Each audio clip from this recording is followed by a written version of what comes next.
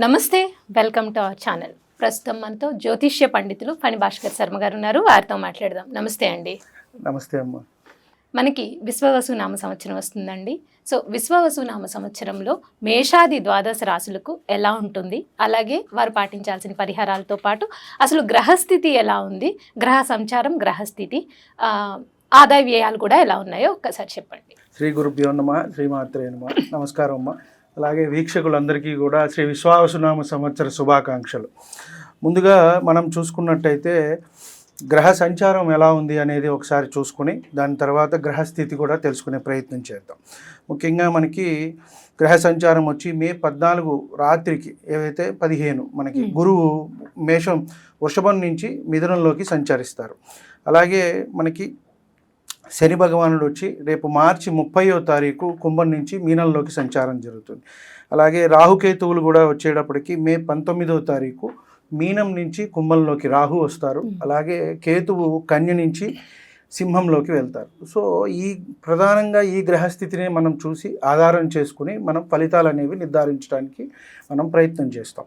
ముఖ్యంగా ఎలా ఉంటుంది, ఏ రాశి వారికి ఎలా ఉంటుంది, వారికి నడిచే ముఖ్యంగా మహర్దశ అనేది ముఖ్యమండి. ఇది ఏమిటి అంటే గోచార ఫలితాలు, గ్రహ సంచారము అనేది మనం చూసుకుంటాం. ప్రతి గ్రహం కూడా ఒక నిర్దిష్టమైన సమయంలో కాలం తిరుగుతూ ఉంటుంది. రవి కానివ్వండి, రాహు కానివ్వండి, గురువు కానీ అతి ఎక్కువగా తిరిగేది వచ్చేటప్పటికి 2.5 సంవత్సరాలు శని భగవానుడు ఒక్కొక్క దాంట్లో.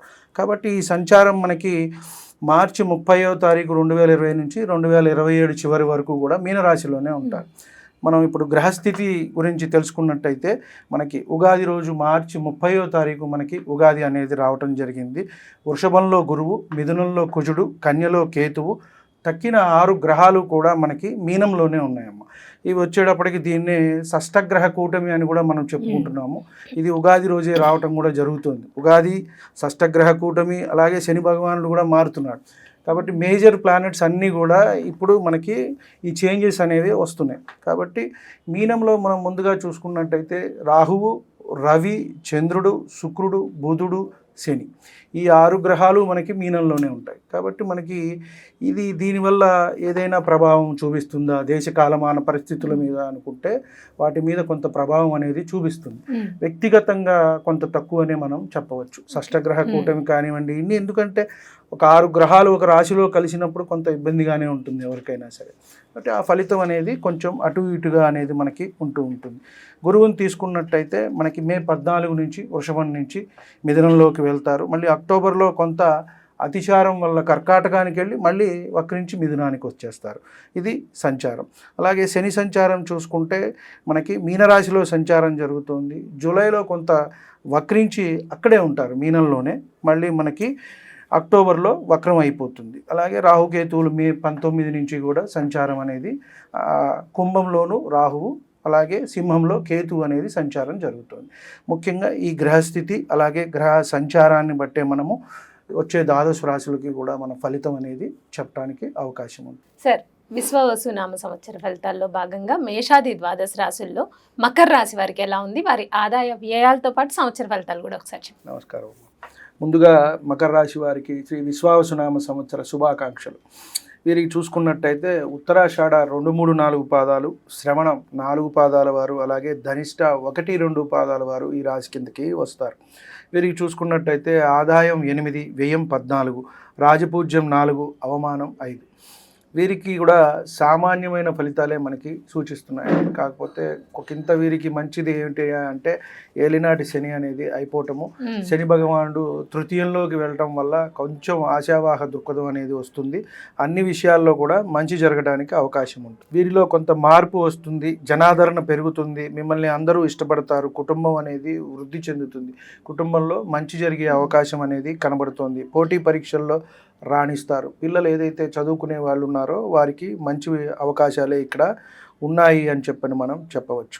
వీరికి కొంత జీర్ణ సంబంధమైన అంశాలు అనేవి ఇబ్బంది పెట్టే అవకాశం ఉన్నది. ఉదర సమస్యలు, జీర్ణ వ్యవస్థకు సంబంధించిన వ్యాధులు, కొంత ఇబ్బంది పెడుతుంది. అనారోగ్య సూచన ఉంది. వైద్య ఖర్చులు అయితే వచ్చే అవకాశం కనబడుతుంది. కాబట్టి కొంత ఆ పరమైన జాగ్రత్తలు తీసుకోవటం మెడికల్గా వీరికి చెప్పదగ్గ సూచన.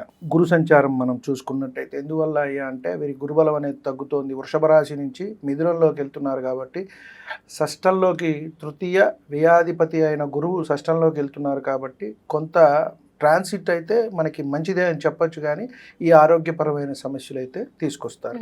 శని ట్రాన్సిట్ అయితే అత్యంత అనుకూలంగా ఉంది. శని సంచారము కాబట్టి అన్ని అనుకూల ఫలితాలు. విదేశీ ప్రయాణాలు కూడా చేసే అవకాశం అనేది కనబడుతోంది. ఉద్యోగంలో బదిలీ అనేది ఉంటుంది.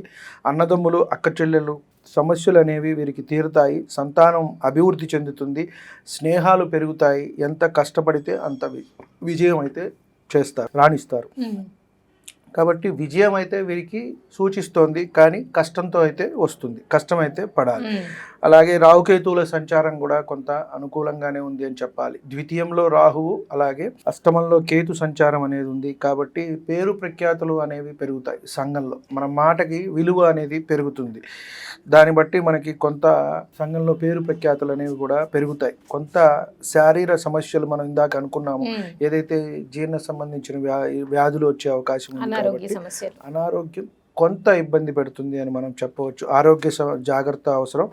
మానసిక ఆందోళన అనేది ఉంటుంది. దాన్ని కొంచెం తగ్గించుకున్నట్టయితే వీరికి మంచిది. ధనలాభం అయితే సూచిస్తున్నది. కొత్తగా వ్యాపారాలు మొదలుపెట్టేవారు చేయకుండా ఉండటమే మంచిది. వృత్తి విషయాల్లో కూడా కొంత ఇబ్బంది. దైవారాధన వీరిని కాపాడుతుంది. అంటే దైవ బలం అనేది వీరికి కొంత ఉంది కాబట్టి అది వీరిని కాపాడుతుంది అని మనం చెప్పవచ్చు. కాబట్టి అన్ని విషయాల్లో కూడా